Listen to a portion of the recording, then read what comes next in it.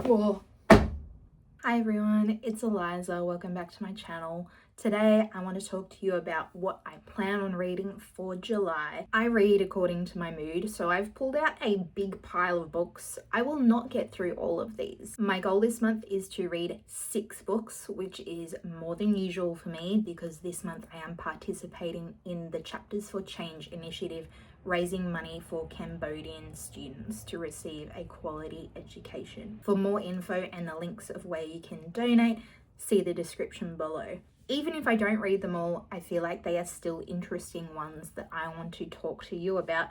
But first, I want to talk about what I am currently reading. There are 2 books I'm currently reading, both of which are very different moods. The first is Bramley Hedge. Now, I did not grow up reading Bramley Hedge, but I have seen, thanks to Instagram, the cute cozy cottagecore vibes of this book, and I bought it when I was on a trip in the country by myself last year, and it was cold and wintry, and I stayed in an Airbnb on a farm with a fireplace, and that was when I bought this book, and it was just such a vibe. Bramley Hedge is a little world of woodland mice created by Gillian Barklam, and she wrote these stories, I believe, in the 70s, and there are only 8 stories and they are all very cute. I've only read 1 so far, which was the autumn story, and I'm now on to the summer story, but I just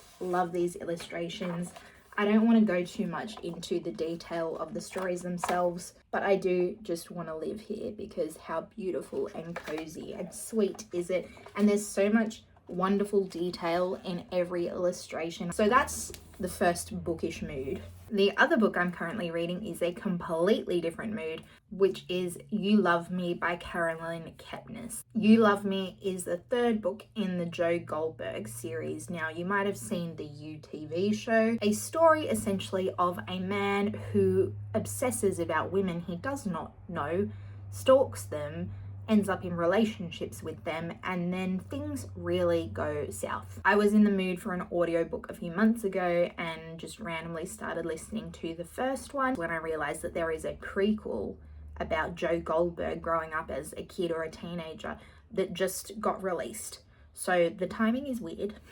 I have watched the TV show in its entirety, and there are 4 books and 5 TV shows seasons. One of the books that I will be intending to read this month is the 4th book, the final book, and possibly the prequel as well. I love a thriller, crime, or mystery novel, especially ones with unreliable narrators. So I had a good look at my thriller shelf and pulled out a pile. The first book I've got, I actually went to the book launch in Sydney, and it is by an Australian author called Petronella McGovern. Her latest book, Every Time She Wakes, about a woman stuck in a time loop that keeps shortening, and she needs to save her family and herself. When careers counsellor Suze and her family are evacuated from their home during a bushfire emergency, she suddenly realises they're being kidnapped.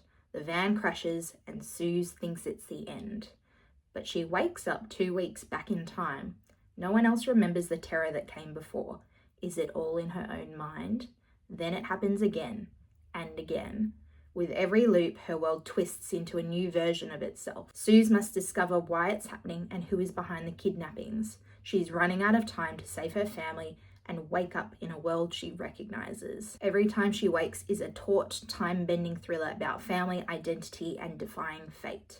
A twisty page-turner about how far we'll go to protect what matters most. Petronella was being interviewed at the book launch, and she was very careful to not give too much away about the actual plot, but talked more about the themes within the book, how the main character is quite anxious and how it felt claustrophobic being in her mind writing this book. And while this is a thriller, it also is about the main character and her family, as well as a bit about the metaphysics of time and space. Next, we have another book featuring a bit of a time crunch, and it is called 3 Hours by Rosamund Lupton. This is a story, content warning, trigger warning. I mean, check the trigger warnings for all of these books, especially in the thriller category. But this one is about a school shooting. 3 hours is 180 minutes, or 10,800 seconds. It is a morning's lessons, a dress rehearsal of Macbeth, a snowy trek through the woods. It is an eternity waiting for news, or a countdown to something terrible. In rural Somerset, in the middle of a blizzard, the unthinkable happens. A school is under siege. Children barricade themselves inside classrooms, the library, and the theatre. The headmaster lies wounded in the library, unable to help his trapped students and staff.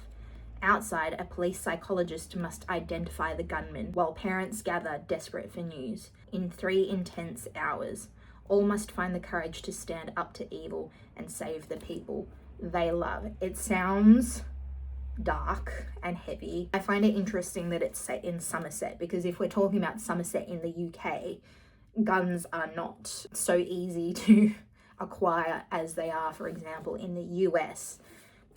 That's a whole nother conversation. I've only read one book before, I believe, that has a hostage gunman kind of situation, which was Sparks of a Light by Jodi Picoult, and that was very tense. The next book, I'm not sure if it would be as tense or time crunchy, stressful. Good use of English just then. Twice Lost by Phyllis Pohl, a classic, but like a very lesser known kind of classic, about a young girl who goes missing, and years later a woman shows up claiming to be that missing child, all grown up. It is very pink on the inside.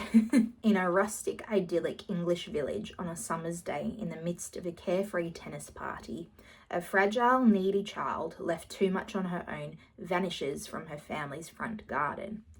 Years pass and the mystery persists, an enduring torment for the teenage Christine Gray, the last person to see Vivian alive. Perhaps if she'd shown the girl a little kindness and seen her safely home, Vivian might still be with them. Yet when someone claiming to be a grown-up Vivian returns to the land of the living, the enigma only deepens, threatening to consume the wicked and innocent alike. Equal parts Turn of the Screw, Picnic at Hanging Rock, and gothic thriller, Twice Lost was admired by such authors as Elizabeth Bowen, Rebecca West, and John Cowper Powys, none of whom succeeded in wooing Phyllis Pohl into London literary life. Virtually lost to time even before her death, her novels have been out of print for more than 50 years and fetch fantastic prices in the rare book trade. Who could have been so cruel as to do away with poor Vivian Lambert?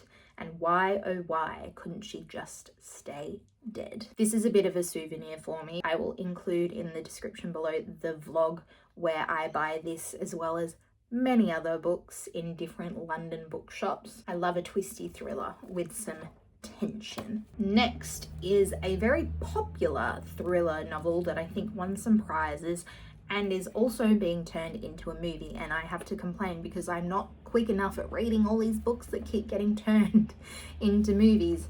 The Odyssey I can't complain about because that's my own fault. It's been out for thousands of years. This book, I feel like it's only a couple of years old and already they're turning it into a movie. So it is God of the Woods by Liz Moore, a mystery you'll never forget. Some said it was tragic what happened to the Van Laars. Some said the Van Laars deserved everything they got, that they never even thanked the townsfolk who stayed out all night in the freezing forest trying to find the son who had gone missing from their mansion in the hills. Some said there was a reason it took the family so long to call for help, that they knew what happened to the boy.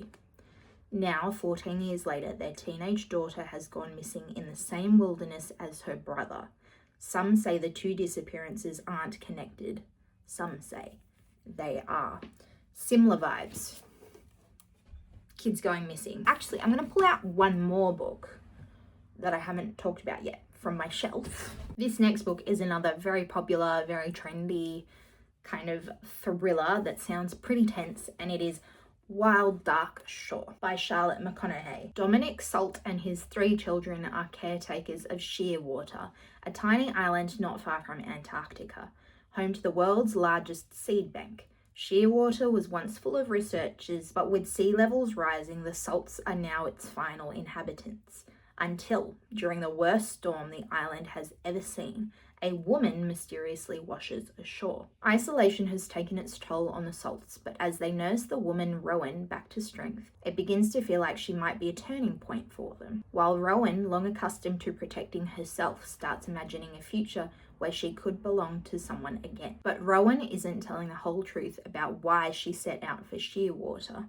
And when she discovers sabotaged radios and a freshly dug grave, she realizes Dominic is keeping his own secrets. As the storms on Shearwater gather force, they all must decide if they can trust each other enough to protect the precious seeds in their care before it's too late. And if they can finally put the tragedies of the past behind them to create something new together. A novel of breathtaking twists, dizzying beauty, and ferocious love, Wild Dark Shore is about the impossible, shush birds, the impossible choices we make to protect the people we love, even as the world around us collapses. It's winter and it's cold and bleak, so, well, not me falling over. Maybe this will be exactly what I need. We're getting into some whimsical territory. Along with Bramley Hedge, there's another book I've had on my shelf for years now. I don't remember where I bought it, but it was definitely a charity shop somewhere. And it is The Restless Girls by Jessie Burton, illustrated by Angela Barrett. This is a picture book with big amounts of text. This book is a reimagining of the 12 Dancing Princesses story, and I like how we have some more non-white princesses because diversity and representation is important. For her 12 daughters, Queen Laurelia's death in a motorcar accident is a disaster beyond losing a mother. Their father, King Alberto, cannot bear the idea of the princesses ever being in danger and decides his daughters must be kept safe at all costs. Those costs include their lessons, their possessions, and most importantly, their freedom. But the eldest, Princess Frida, will not bend to his will without a fight, and she still has one possession her father can't take, the power of her imagination. And so, with little but wits and ingenuity to rely on, Frida and her sisters begin their fight to be allowed to live. From the acclaimed and internationally best-selling author Jessie Burton comes her first story for children, feminist fairy tale of sisterhood, imagination, and bravery, beautifully illustrated by Angela Barrett. The cute little shoes. Very pretty. Oh, I love me some whimsy. Then I've got another fantasy, but more dark, less whimsical, but still a bit of a fairy tale retelling because it is a reimagining of Beauty and the Beast, Vow of Eternal Night by Lily Crozier. I went to a book event with the author where she talked about this book, and even though it's not my usual thing, I was like, I am intrigued and I want to try this out. A vampiric love story between a human and a vampire where a deal is made and the castle is enchanted like in Beauty and the Beast. It's set in Austria, I believe, which I think is super cool. T. Kingfisher says, fun, gripping, and desperately goth. One of the best I've read all year. Clara Wagner has always known that monsters are real and that the worst of them is Prince Raleigh of Rostenburg. For years, the prince has treated his people as livestock to sate his thirst for blood. But when he decides it's time to marry, he's gonna settle down. Clara inadvertently finds herself at the center of his attention. Abducted and forced into a betrothal against her will, Clara would do anything to escape her fate, and so she is given an ultimatum: lift Raleigh's vampiric curse before the end of the year or become his bride for eternity. Vow of Eternal Night is a gothic slow burn enemies to lovers romantasy inspired by Beauty and the Beast about the lengths people will go to for love and the many faces monsters can wear. Is there going to be a Gaston person in this? Gaston's kind of freaky because there's so many people like him, and nowadays they have microphones and podcasts. Next month, August, is Women in Translation Month. So I have picked up a stack of books on my shelves that I haven't read yet that are by women that are translated from other languages, and I want to see if I can get through some of these. Now, that is 6 books.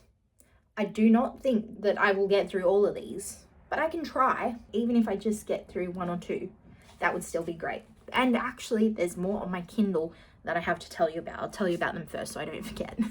The first book is Convenience Store Woman by Sayaka Murata, translated by Ginny Tapley Takamori. I don't usually read much contemporary fiction, but because of the completely different cultural setting and the commentary that it includes, I am quite interested in this book and was very close to reading it a couple of years ago while I was in Japan.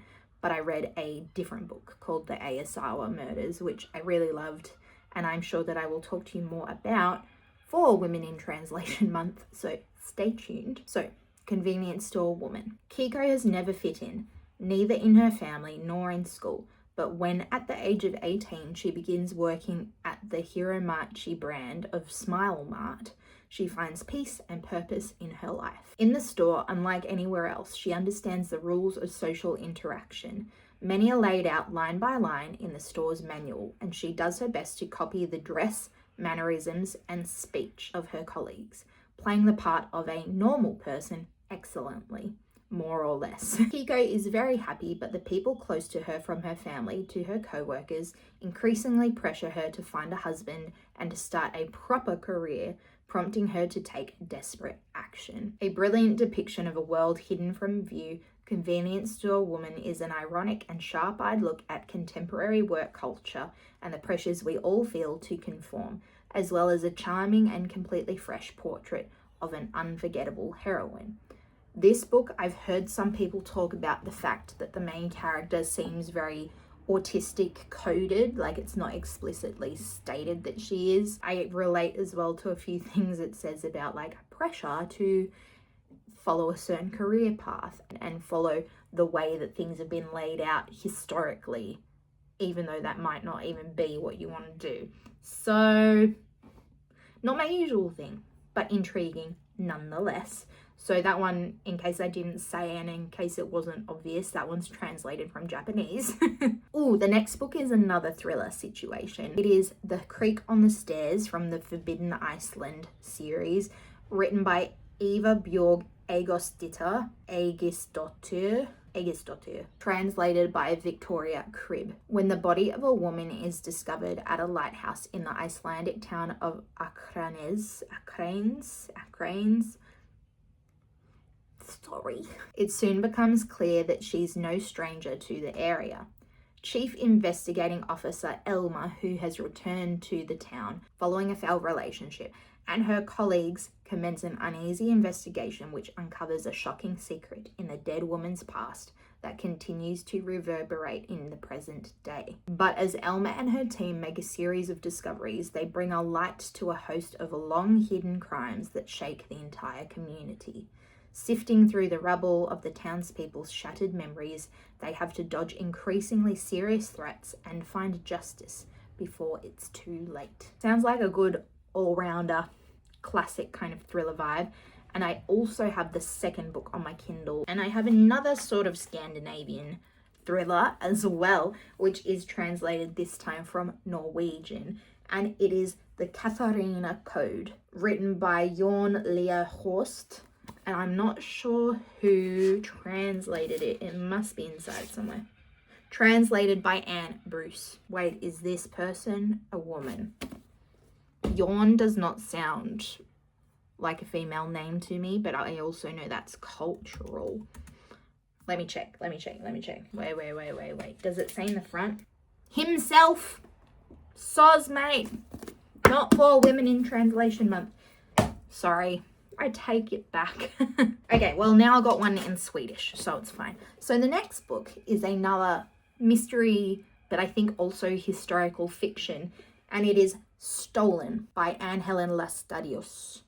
Not sure about the translation of me saying it there. Translated by Rachel Wilson Broyles. 9-year-old Elsa lives just north of the Arctic Circle. She and her family are Sami, Scandinavia's indigenous people, and make their living herding reindeer. One morning, Elsa witnesses a brutal crime. She recognizes the perpetrator but refuses to tell anyone, least of all the Swedish police force, about what she saw. A decade later, Elsa finds herself the target of the man she first encountered all those years before, and something inside of her finally breaks. The guilt, fear, and anger she's been carrying since childhood come crashing over her like an avalanche and lead Elsa to a final catastrophic confrontation. Oh, I bought this while in Stockholm, Sweden, from a beautiful little bookshop. I will include the video where I show all the books I bought on that trip. This has been sitting on my shelf since I got it for that amount of time. So another translated thriller is Murder at Mount Fuji by Shizuko Natsuki, originally written in Japanese, by the way, translated by no one, translated by Robert B. Roma. I believe that the translators of books should also be listed somewhere on the front. Do you agree? What do you think? Tell me what you think in the comments. But I just think, like, that's a big job to translate a whole book, you know? Obviously, beautiful, stunning, interesting cover. When American student Jane Prescott is invited to spend the holidays with her classmate Chio, she jumps at the chance to see in the new year at the luxurious mansion at the foot of Mount Fuji. Chio belongs to one of Japan's wealthiest families and is the heiress to a pharmaceutical empire headed up by Yohei Grandpa Wada. With the whole Wada family gathered and snow falling outside, the festivities are in full swing. That is, until Chio bursts into the room covered in blood, holding a knife and screaming that she has stabbed her grandfather to death. Stunned, the family closes rank to protect one of its own, but Jane alone has more questions than answers. Could her sweet, timid friend really be capable of such violence? Did any other member of the Wada clan stand to gain everything with the patriarch's death? And if so, could the real murderer still be in their midst? Packed full of atmosphere and nostalgia and with a dark, gritty mystery at its heart, Murder at Mount Fuji is a perfect classic Japanese novel for fans of cozy crime. I mean, that sounds pretty violent to me, but cozy, sure. I love when they have info about the author. Shizuko Natsuki was born in Tokyo in 1938. As well as being one of Japan's best-selling mystery writers, Natsuki was also one of the most prolific, having written more than 80 novels and short story collections in her lifetime, including Murder at Mount Fuji, which was first published in 1982. Natsuki died in 2016. A rediscovered classic from the queen, from Japan's queen of crime. To take a different route, next up I've got translated from French, The Mad Women's Ball by Victoria Mass, translated by Frank Wynne. Why does saying one French word suddenly feel so pretentious? The Salpêtrière Asylum, 1885. All of Paris is in a thrall to Dr. Charcot and his displays of hypnotism on women who have been deemed mad or hysterical. But the truth is more complicated. These women are often inconvenient, unwanted wives or strong-willed daughters. Once a year, a grand event is held, the Mad Women's Ball. For the Parisian elite, it is the highlight of the social season. For the women themselves, it is a rare moment of hope. Genevieve is a senior nurse who has placed her faith in Dr. Charcot and his new science. But everything changes when she meets Eugenie, the daughter of a bourgeois family. For Eugenie has a secret and she needs Genevieve's help. Their fates will collide in the night of the Mad Women's Ball.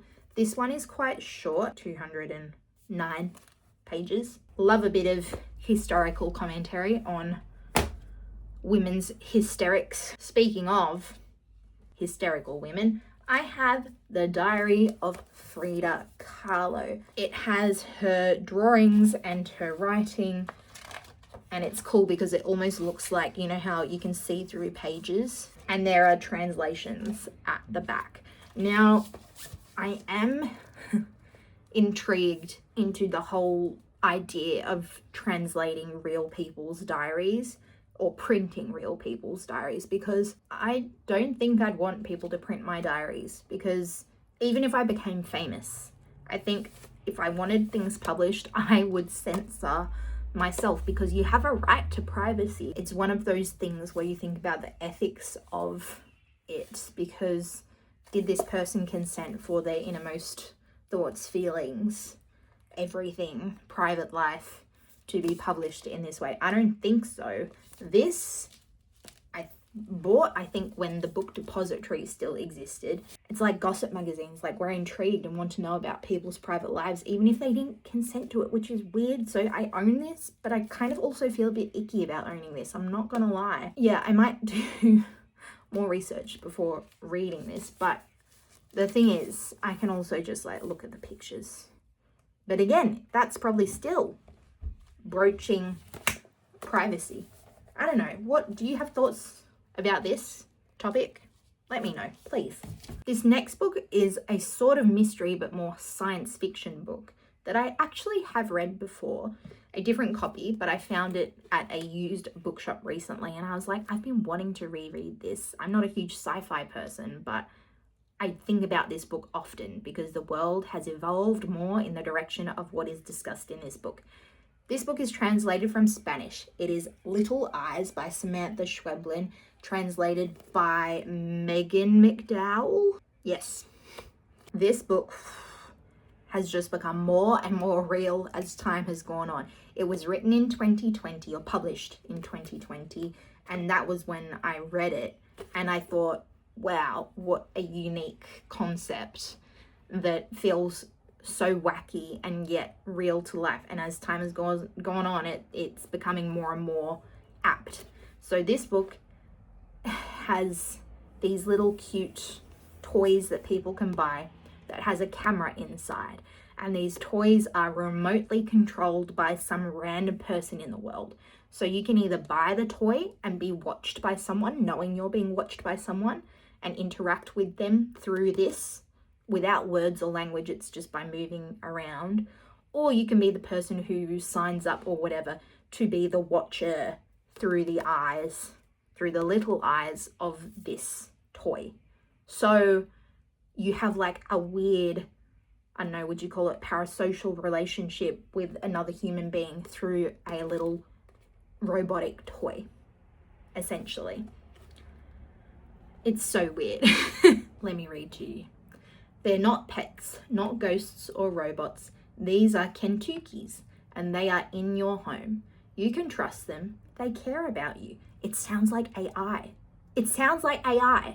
They've infiltrated apartments in Hong Kong, shops in Vancouver, the streets of Sierra Leone, schools in Tel Aviv, bedrooms in Indiana. Anonymous and untraceable, these seemingly cute cuddly toys reveal the beauty of connection between far-flung souls, but they also expose the ugly truth of our interconnected society. Samantha Schweblin's wildly imaginative new novel pulls us into a dark and complex world of unexpected love, playful encounters, and marvelous adventures. But beneath the cuddly exterior, Kentuckys conceal a truth that is unsettlingly familiar and exhilaratingly real. This is our present, and we're living in it. We just don't know yet. And that's from 6 years ago. In this novel, you get the different points of view between those various people all over the world, and some of them are the people who own a Kentucky and interact with it in their home, and others are from the point of view of the people controlling the Kentucky from other places. The commentary on human connection and false relationships and how technology can be used for good but also be questionable, and also just for like flat out evil.